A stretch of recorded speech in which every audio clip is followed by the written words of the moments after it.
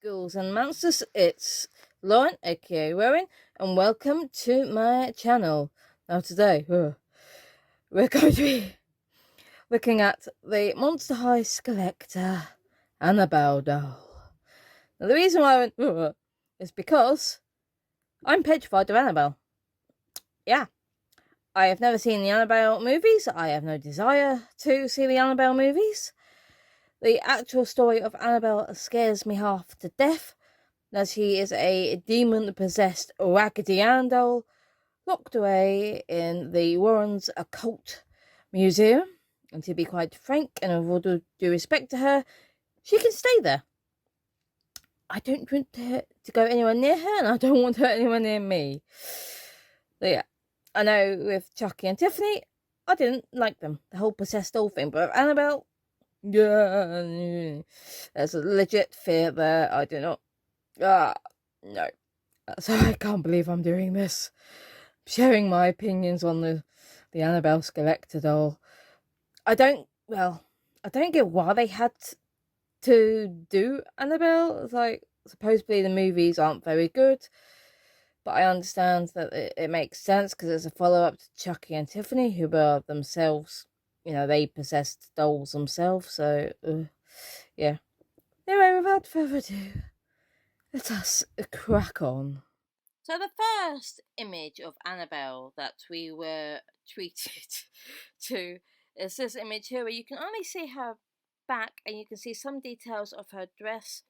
Her hair is like this blondish, maybe strawberry blondish hair in two plaits, and behind her she's holding a note saying "Miss me." Not really. She's asking me the question. Not really, and I will be running for the hills. So yeah, let's have a look at some of other images that I have of our Annabelle. Now we have the front of the doll. As you can see, she has like these brightish blue eyes and dark makeup. Those are the only things from this nightmare ghoul that I like. So her dress is white and red, and her bodice bit has got like little droopy blood pattern on it. So, no, thank you. And she's still holding the note that says "Miss me." As I said, this ghoul terrifies me, so this is going to be a very interesting video. So here we have a close-up of Annabelle's eye colour.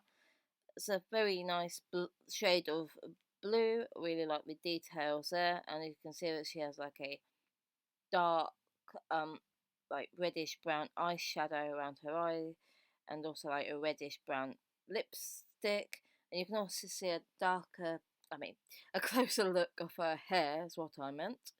I think her hair's like strawberry blonde or red. I'm not sure, but it's borderline that, I'd say. And her plaits are tied with like this blood red or crimson red satin bow. I seriously doubt that the hair is actually tied in a bow, because that would just come out way too easily. I reckon it's like stitched to a hair bubble or like an elastic band.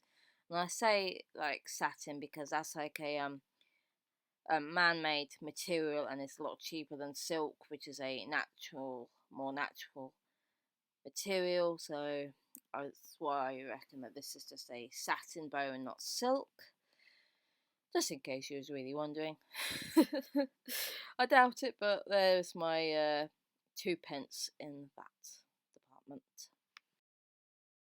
Annabelle also wears these white shoes that says "warning" on the back. Yes, very apt, all things considered, that she is possessed. So she's all the warning labels you can possibly get your hands on. And she also has these like frilly white socks on that remind me of the socks you can get back in the 90s, or, well, you Ghouls and Mansters know I'm UK based, so we have school uniforms for our schools, and it just reminds me of like these little socks you get your daughters to wear to school. That's kind of what they remind me of. The white sock with the frilly patterned checker thing on them.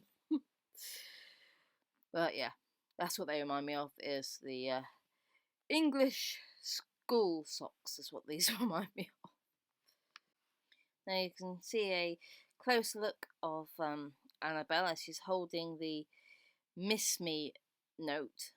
I bet you this is just cardboard. However, if you get this doll and the note is, plastic, then please do let me know. Correct me if I'm wrong, but at the moment it just looks like it's just a piece of cardboard. I was like, really? You're gonna count that as an accessory? Yeah. She also has a red rose as on her belt of her skirt. So I was like, I'm not sure what that represents, and it's also a bleeding red rose. So yeah, that's fun. Oh, and before I forget, Annabelle is, as of making this video, she is available on Mattel Creations tomorrow, the 9th of August 2023. So good luck to anyone who wants to add this Skullector to their collection. Yes, I said Skullection. Now this, I thought, was actually quite a clever accessory, is that Annabelle carries around the chair that she sits in the movies, I believe. She doesn't actually sit in a chair in the Warren's Occult Museum. Instead, she's in like a glass cabinet. But I thought it was cool that they decided to give her chair that she carries around. How she sits in it, I will never know. I don't really want to call this a handbag because you can't really put anything in it. So I don't know. It's just a little callback to the chair that she sits in the movies, I guess. So I just thought it was an interesting accessory and a very clever one to actually give Annabelle. And here's a proper look at Annabelle's face. I'm not sure on the face sculpt of whose face sculpt she's borrowing. Could be Frankie? I don't know actually, so don't take my word for it. I really don't know who her face sculpt is. But I do know she's on the little sister body type, as she is she's a doll and she's a shorter character, so she's the same height as Twyla, Howleen, Lydia, the Grady twins, etc., etc. And before you forget, a key detail on Annabelle's face is she has this scar on her left cheek. Now I'm not sure if she gets gets any damage at all in the movies. Like I said, I've not seen it, but it's a cool detail for her to have. Like Chucky has like stitches because her face or his face gets destroyed in the films. So I wonder what happens here with Annabelle, why she's got the scratches. But it's a good detail on her doll nevertheless. So here's everything that Annabelle comes with. Obviously she comes with her box and her accessories. She also comes with her doll stand.